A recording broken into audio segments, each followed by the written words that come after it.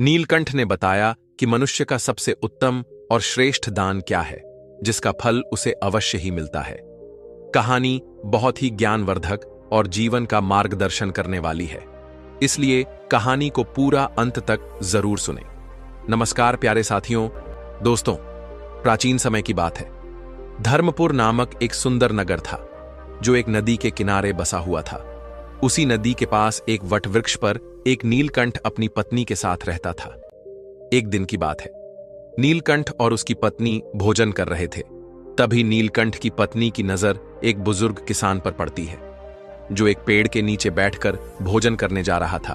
तभी वहां एक भूखा भिखारी आता है और उस बूढ़े किसान से भीख मांगने लगता है। उस बुजुर्ग किसान ने खुद भोजन न करके अपना खाना उस भूखे भिखारी को दे दिया। यह देखकर नीलकंठ की पत्नी नीलकंठ से कहती है, हे प्रियवर, उस बुजुर्ग किसान ने खुद भोजन न करके अपना भोजन उस भिखारी को क्यों दे दिया?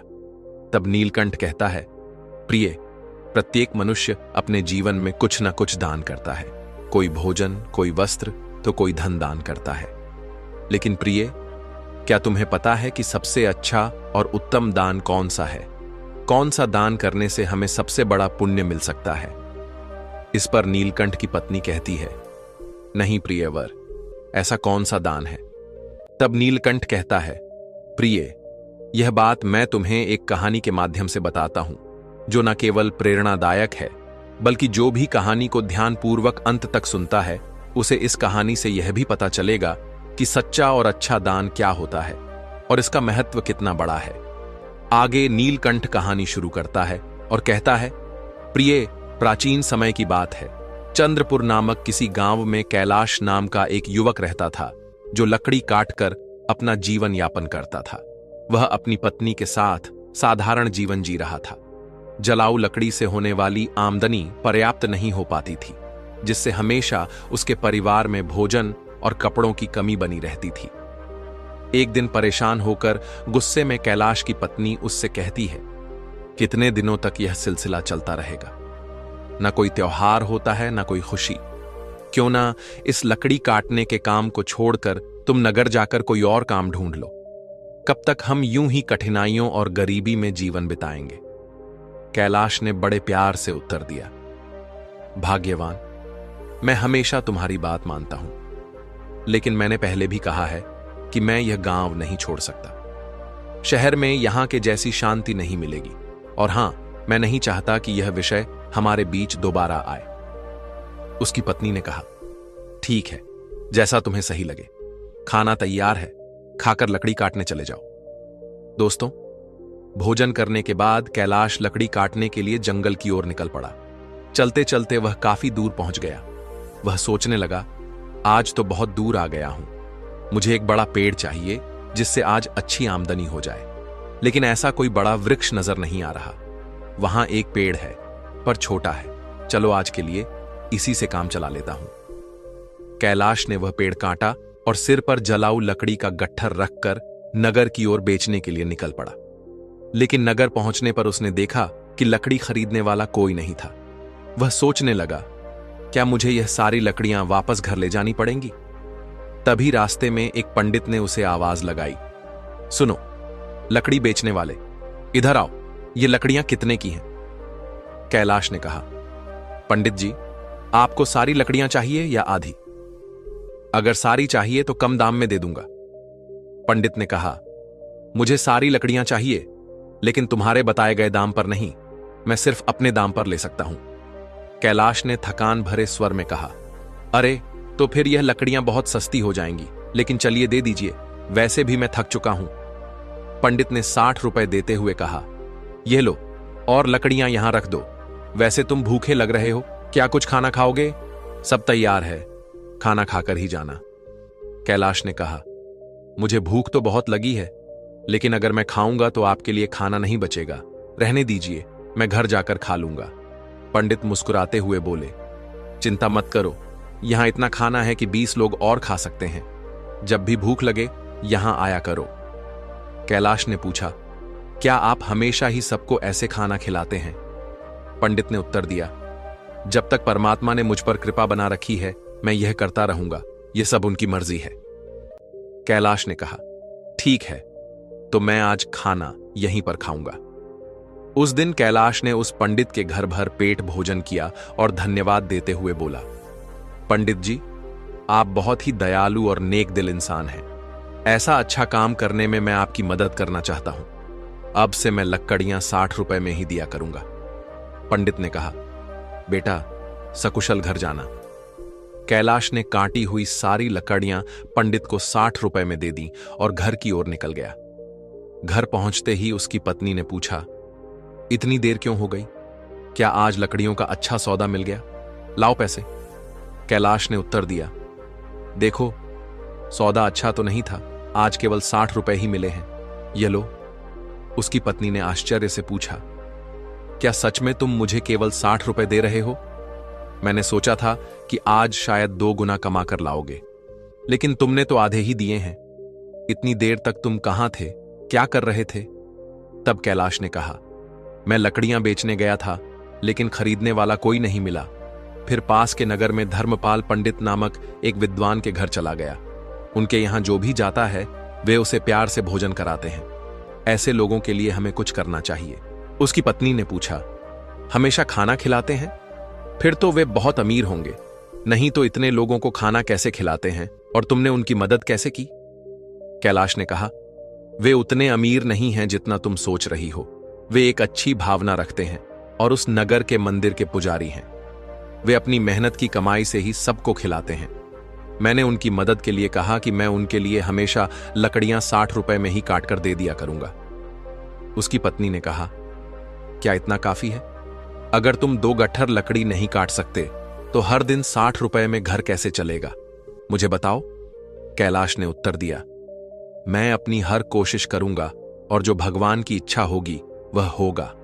आज मैंने उनके घर खाना खाया है, एक दिन तुम्हें भी वहां ले चलूंगा। इसके बाद कैलाश ने हर दिन जलाऊ लकड़ी काटी और अपने वादे के मुताबिक पंडित को सिर्फ 60 रुपए में ही बेचा।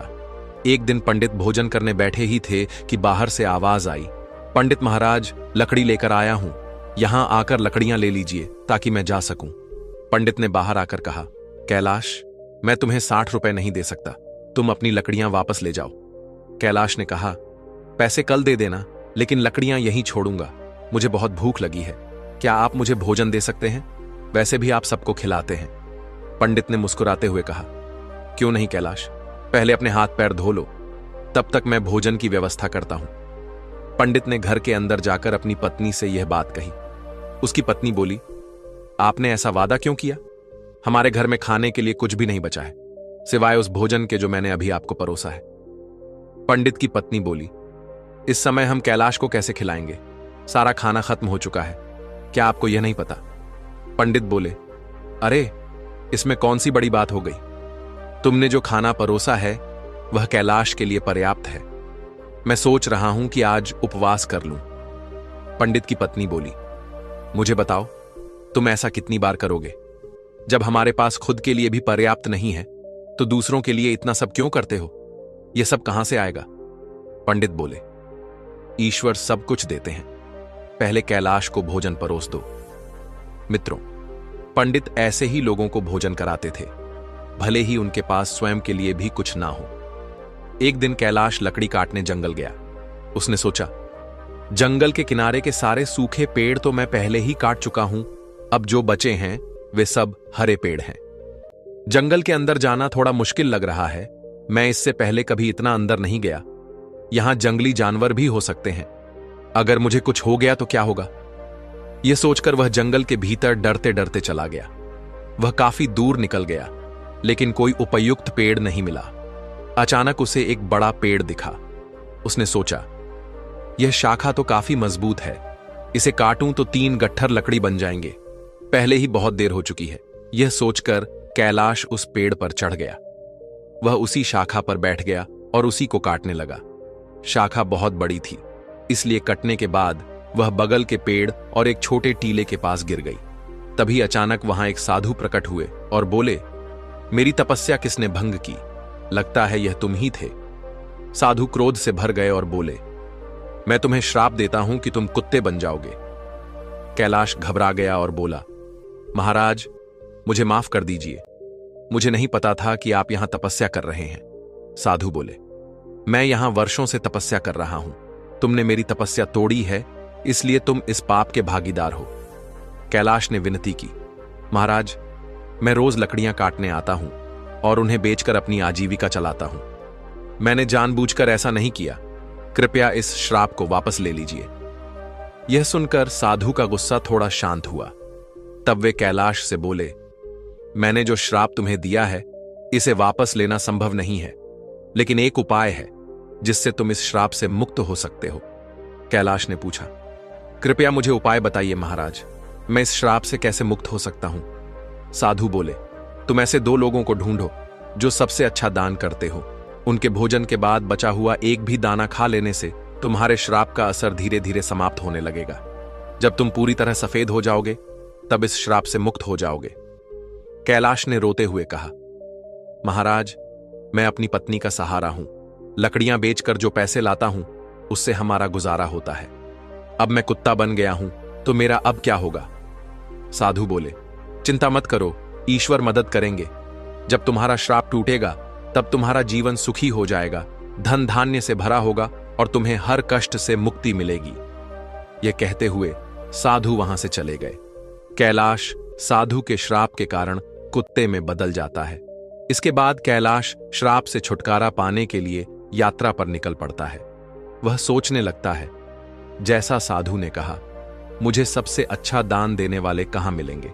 मेरी समझ में कुछ नहीं आ रहा। हां, पंडित जी, वह बड़े ही उदार और नेक दिल व्यक्ति हैं। अब मैं सबसे पहले उन्हीं के पास जाता हूं। कैलाश कुत्ते के रूप में पंडित के घर पहुंचता है। पंडित अपनी पत्नी से कहते हैं, चलो, अच्छा हुआ, आज मैं बिना किसी बाधा के सभी मेहमानों को भोजन खिला पाया। सच में भगवान की कृपा है। पंडित के भोजन कर लेने के बाद उनकी पत्नी ने बचे हुए भोजन को बाहर फेंक दिया। कैलाश कुत्ते के रूप में वहां पहुंचा और पंडित के बचे हुए भोजन को खा लिया। खाना खाते ही उसका आधा शरीर सफेद हो गया। कैलाश खुशी से कहता है, मुझे पता था कि पंडित जी बहुत ही दयालु व्यक्ति हैं। मुझे आधे श्राप से मुक्ति मिल गई, लेकिन पूरी तरह मुक्त होने के लिए मुझे किसी और को ढूंढना होगा। यह सोचते हुए कैलाश आगे बढ़ता है।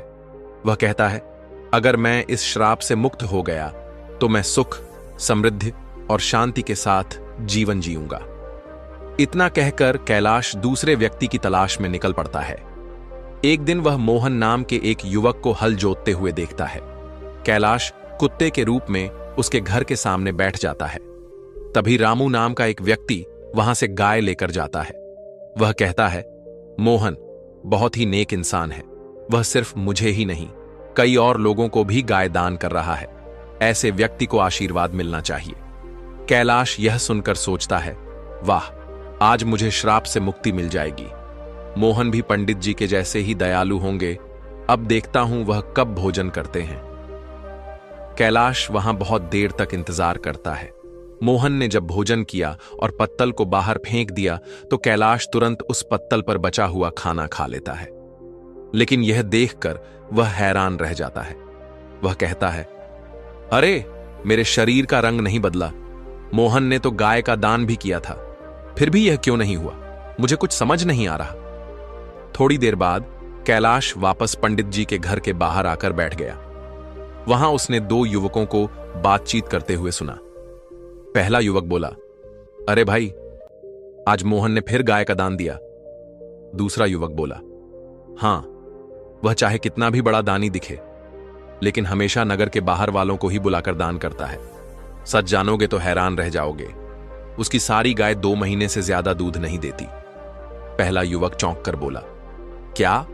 अगर वह ऐसा करता है तो उसे अवश्य ही पाप लगेगा।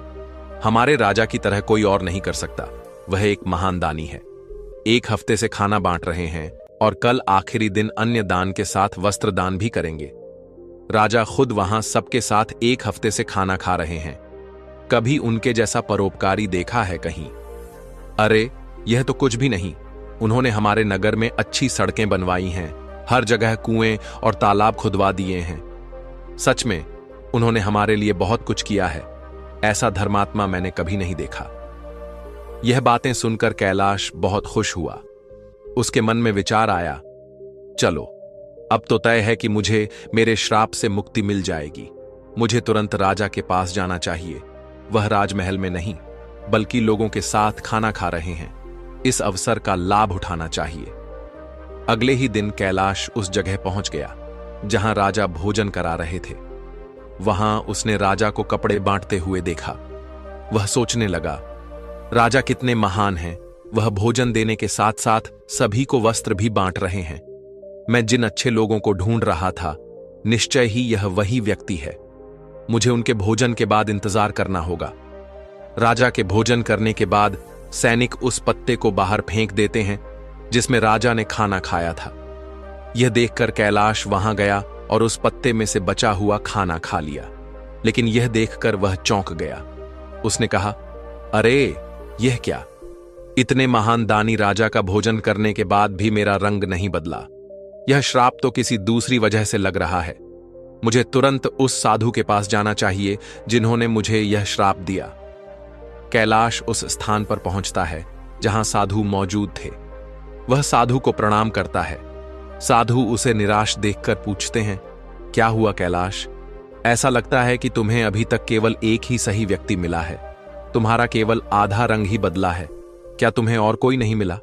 श्राप मिले हुए भी काफी समय हो गया। कैलाश कहता है, महाराज, पंडित जी का खाना खाकर मैं आधा ठीक हो गया।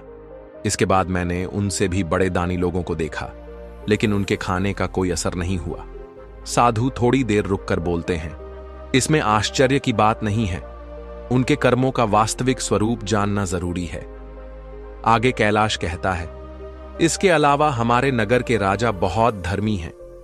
एक हफ्ते तक राजा ने सभी को भोजन कराया और वस्त्र भी बांटे। इतने धर्मप्राय व्यक्ति द्वारा खाया हुआ भोजन खाने के बाद भी मैं श्राप से मुक्त नहीं हो पाया। इसमें कुछ रहस्य जरूर है। मुझे कुछ समझ नहीं आ रहा है महाराज, कृपया आप ही बताइए। साधु ने कहा, कैलाश, जिन जिन लोगों को तुमने देखा उनमें से किसी का दान सच्चा दान नहीं था। मोहन ऐसी चीजें दान कर रहा था जिनकी उसे कोई जरूरत नहीं थी। अगर उसे उनकी जरूरत होती तो वह उन्हें कभी दान नहीं करता। और राजा जो कुछ भी देता है उसे दान नहीं माना जा सकता, क्योंकि वह खुद नहीं कमाता। वह तुम्हारे जैसे लोगों द्वारा दिए गए राजस्व का उपयोग राज्य के लोगों पर करता है। साधु ने आगे कहा, कल के दान में जो भोजन और वस्त्र बांटे गए वे भी राजस्व से ही आए थे। इसीलिए राजा द्वारा किया गया दान दान नहीं माना जाएगा। वह सिर्फ लोगों का पैसा लोगों पर खर्च कर रहा है। ऐसे में राजा के भोजन का तुम्हारे श्राप पर कोई असर नहीं हो सकता। समझ लो, सही दान वही था जो पंडित ने भूखे को भोजन देकर किया। भले ही उन्होंने खुद नहीं खाया, लेकिन उनका दान सबसे श्रेष्ठ था। इसीलिए तुम्हें और प्रयास करना होगा। तुम श्राप से मुक्ति के करीब हो। कैलाश ने कहा, समझ गया महाराज, धन्यवाद। उदास मन से कैलाश वहां से चल पड़ा। उसने सोचा, बाप रे, कितनी दूर आ गया हूं। बहुत भूख लगी है। अच्छा होगा कि पास में कुछ खाने को मिल जाए। तभी उसने देखा एक किसान घड़े में पानी लेकर जा रहा था। पास में खड़े दो युवक आपस में बातें कर रहे थे। उस किसान को देख रहे हो? वह रोज इस धूप में इस पानी से भरे मटके से यहां से गुजरने वालों को पानी पिलाता है। वह बूढ़ा आदमी 80 साल से अधिक का लगता है, पर फिर भी उसका काम काबिले तारीफ है। थोड़ी देर में किसान ने खाना निकाला और खाने लगा। कुत्ते के रूप में भूखे कैलाश को देखकर किसान ने अपने भोजन में से कुछ लिया और उसे दे दिया। जैसे ही कैलाश ने वह भोजन खाया, उसका श्राप समाप्त हो गया और वह वापस इंसान बन गया। उसने किसान को धन्यवाद दिया और खुशी खुशी वापस लौट आया। उसने सोचा, सचमुच दान कभी छोटा या बड़ा नहीं होता। भूख मिटाने वाले पंडित और प्यास बुझाने वाले इस किसान जैसा होना ही सच्चा दान है। सबसे अच्छा दान वही है जो निस्वार्थ भाव से दूसरों की मदद के लिए किया जाए। चलते चलते कैलाश अपनी पत्नी के पास अपने घर पहुंच गया और खुशी से रहने लगा। उधर पंडित ने इतना दान कर दिया था कि उसकी आर्थिक स्थिति खराब हो चुकी थी। जब उसकी पत्नी ने उससे कहा, पास के नगर में एक राजा रहते हैं जो पुण्य को खरीद लेते हैं। आप उनके पास जाकर अपना कुछ पुण्य बेचकर पैसे ले आइए ताकि हमारा काम चल सके। पंडित ने पहले तो मना कर दिया, लेकिन पत्नी के बार बार कहने पर वह जाने को तैयार हो गया। उसकी पत्नी ने उसके खाने के लिए 4 रोटियां बनाकर दी। पंडित अपने घर से चल पड़ा। जब वह नगर के समीप पहुंचा तो उसने एक तालाब देखा। वहां स्नान आदि कर्मों से निवृत्त होकर वह रोटियां खाने के लिए बैठा ही था कि एक कुतिया उसके सामने आ गई। कुतिया ने जंगल में बच्चों को जन्म दिया था। 3 दिन से कुतिया और उसके बच्चे भूखे थे। भारी बारिश के कारण वह बच्चों को छोड़कर कहीं जा भी नहीं सकती थी। पंडित ने कुतिया को भूखा देखा तो अपने भोजन में से एक रोटी उसे दे दी। कुतिया ने रोटी खा ली, फिर उसने दूसरी रोटी दी, जिसे कुतिया ने खा लिया। इस तरह पंडित ने एक एक करके अपनी 4 रोटियां कुतिया को खिला दी। कुतिया तृप्त हो गई, लेकिन पंडित खुद भूखा रह गया और वहां से राजा के महल को चल पड़ा। पंडित राजा के पास पहुंचा और कहा, मैं अपना पुण्य बेचना चाहता हूं। राजा ने कहा, आप दोपहर के बाद आइए। राजा ने अपनी पत्नी से पूछा, एक पंडित विद्वान यहां आया है जो अपना पुण्य बेचना चाहता है। तुम्हारे अनुसार उसके पुण्य में से कौन सा पुण्य सबसे बड़ा है जिसे मैं खरीदूं? पत्नी ने कहा, जो आज उसने जंगल में 3 बच्चों वाली कुतिया को रोटी खिलाकर कमाया है, वही पुण्य अच्छा है। पत्नी की यह बात सुनकर राजा पंडित के पास गया और बोला, आप कौन सा पुण्य मुझे देंगे? पंडित बोला, आप कौन सा पुण्य लेना चाहते हैं? राजा ने कहा, आज आपने जो यज्ञ किया है, हम उसी का पुण्य लेना चाहेंगे। पंडित ने कहा, मैंने आज कोई यज्ञ नहीं किया। मेरे पास इतना धन ही नहीं है कि यज्ञ कर सकूं। राजा ने उत्तर दिया, आपने आज तालाब किनारे एक भूखी कुतिया को 4 रोटियां खिलाई हैं। हम वही पुण्य खरीदना चाहते हैं। पंडित ने पूछा, उस समय तो वहां कोई नहीं था, आपको कैसे पता चला? राजा ने कहा, मेरी पत्नी पतिव्रता है, उसी ने मुझे यह सब बातें बताई हैं। पंडित ने कहा, बहुत अच्छा, ले लीजिए, लेकिन इसका मूल्य क्या देंगे? राजा ने कहा, आपकी रोटियों जितने वजन की थीं, मैं उतने ही वजन के हीरे मोती तौल कर दूंगा। पंडित ने सहमति दे दी। राजा ने अंदाज से उतने ही वजन की 4 रोटियां बनवाई। राजा ने रोटियों के वजन की बराबरी के लिए तराजू में हीरे और मोती रखवा दिए, लेकिन जितने भी रत्न रखे गए, रोटी वाला पलड़ा ऊपर नहीं उठा। राजा ने कहा, और रत्न लेकर आओ। जब पंडित ने अपने पुण्य का ऐसा प्रभाव देखा तो उसकी आंखें खुल गईं। उसने कहा, राजा जी, मैं अभी यह पुण्य नहीं बेचूंगा। राजा बोला, जैसी आपकी इच्छा। पंडित वहां से चला गया और अपने घर की ओर लौटने लगा। लौटते समय वह उसी तालाब के पास पहुंचा जहां उसने कुतिया को रोटियां खिलाई थी। वहां पहुंचकर वह एक पेड़ के नीचे बैठ गया और कुछ सोचने लगा। तभी वहां एक संत आए। जब उन्होंने पंडित को चिंतित देखा तो कहने लगे, क्या बात है पुत्र, बहुत चिंतित लग रहे हो। पंडित ने महात्मा को प्रणाम किया और सारी बात बताई। इस पर महात्मा बोले, पुत्र, तुमने उचित किया। पुण्य का सौदा नहीं किया जाता, वह तो स्वयं फलदायी होता है। जो मनुष्य जैसा कर्म करेगा, समय आने पर उसका वैसा ही फल उसे मिलेगा। महात्मा की बात सुनकर पंडित को शांति मिली और वह महात्मा से विदा लेकर अपने घर को जाने लगा। तब महात्मा ने पंडित को एक पोटली देते हुए कहा, पुत्र, इसे लेते जाओ, इसमें कुछ मेवे हैं। रात्रि के भोजन उपरांत इनका सेवन करना, तुम्हारा कल्याण होगा। पंडित ने पोटली ली और महात्मा को धन्यवाद देकर अपने घर लौट आया। घर पहुंचकर पंडित ने भोजन किया और टहलने के लिए घर के बाहर चला गया। जब पंडित की पत्नी की नजर मेज पर रखी पोटली पर पड़ी तो उसके मन में पोटली खोलने की उत्सुकता होने लगी। उसने मेज से पोटली उठाई और उसे खोलकर देखने लगी। जब उसने पोटली खोली तो उसके आश्चर्य का ठिकाना नहीं था। पोटली में हीरे, पन्ने और माणिक चमक रहे थे। वह बेहद प्रसन्न हुई। थोड़ी देर बाद जब पंडित वापस आया तो उसकी पत्नी ने पूछा, इतने सारे हीरे पन्ने कहां से ले आए? पंडित ने कहा, क्यों मजाक कर रही हो? सूखे मेवे तुम्हें हीरे मोती लग रहे हैं। पत्नी बोली, मजाक नहीं कर रही, मैंने खुद पोटली खोलकर देखी है, उसमें तो ढेर के ढेर बेशकीमती हीरे पन्ने भरे पड़े हैं। पंडित बोला, मुझे लाकर दिखाओ। पत्नी ने पोटली को उसके सामने रख दिया। पंडित उन्हें देखकर चकित रह गया। वह समझ गया कि यह सब उसी पुण्य का प्रभाव है जो उसने कुतिया को रोटियां खिलाने से प्राप्त किया था, और वह महात्मा कोई और नहीं, साक्षात परमात्मा थे। फिर उसने अपनी यात्रा का सारा वृतांत अपनी पत्नी को सुनाया। उसने बताया कि किस प्रकार राजसी और तामसी दान का फल सीमित होता है। एक भूखी कुतिया और उसके बच्चों को रोटियां देने के कारण यह चमत्कार हुआ। यह सब भगवान की कृपा और दया का ही परिणाम है। आगे पंडित ने अपनी पत्नी से कहा, यह भगवान का संदेश है कि जरूरतमंद की मदद करना सबसे बड़ा पुण्य है। जो व्यक्ति दुखियों और अभावग्रस्त लोगों की सहायता करता है, उसे ईश्वर अनंत गुणा फल प्रदान करते हैं। दोस्तों, आज के समय समाज में कई लोग दान सिर्फ अपने मान सम्मान और प्रतिष्ठा के लिए करते हैं। दिखावे के दान से ना तो सच्चा पुण्य मिलता है और ना ही इसका कोई दीर्घकालिक प्रभाव होता है। दिखावे का दान कभी कभी व्यक्ति को अहंकार की ओर ले जाता है। दान हमेशा निस्वार्थ भाव से होना चाहिए। जैसे इस कहानी में पंडित ने अपनी भूख की परवाह किए बिना कुतिया और उसके बच्चों को 4 रोटियां दी। उसने सोचा भी नहीं था कि उसका यह छोटा सा त्याग इतना बड़ा फल देगा।